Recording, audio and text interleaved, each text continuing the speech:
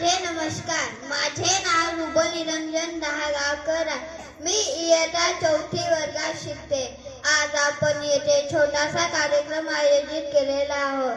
आजच्या कार्यक्रमाचे अध्यक्ष माननीय मयंक दुर्गे तसेच प्रमुख पाहुणे म्हणून लाभलेले माननीय निधी रामटेके आणि त्याचबरोबर प्रमुख अतिथी म्हणून लाभलेले माननीय आलम आणि माझे गुरुजन वर्ग आणि इथे जमलेल्या सर्व माझे विद्यार्थी मित्रांनो, आज महामानव डॉक्टर बाबासाहेब आंबेडकर यांचा महापरिनिर्वाण दिन आहे.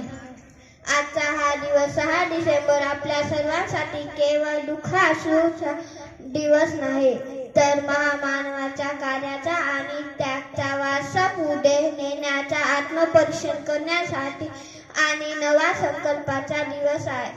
आज आपण विश्वरत्न भारतरत्न परमपूज्य भारतीय संविधानाचे शिल्पकार समितीचे महामेरू डॉक्टर बाबासाहेब आंबेडकर यांना विनम्र अभिवादन करण्यासाठी आपण येथे जमलो आहोत.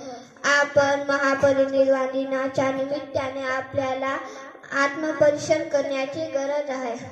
बाबासाहेबांनी स्वप्न पाहिलेला समता भिक्ती समाज अजूनही पूर्णपणे साकार झालेला आहे का, या प्रश्नाचे उत्तर आहे नाही.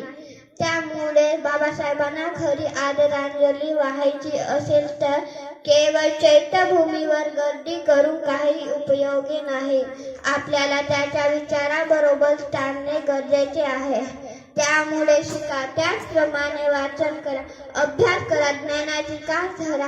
जातीच्या नावावर नव्हे तर भारतीय म्हणून विचारांच्या आधारावर संघटित व्हा आणि समाजात जिथे जिथे अन्याय दिसेल तिथे माणुसकीचा हनन होईल तिथे शांततामय मार्गाने आणि संवैधानिक पद्धतीने संघर्ष करा.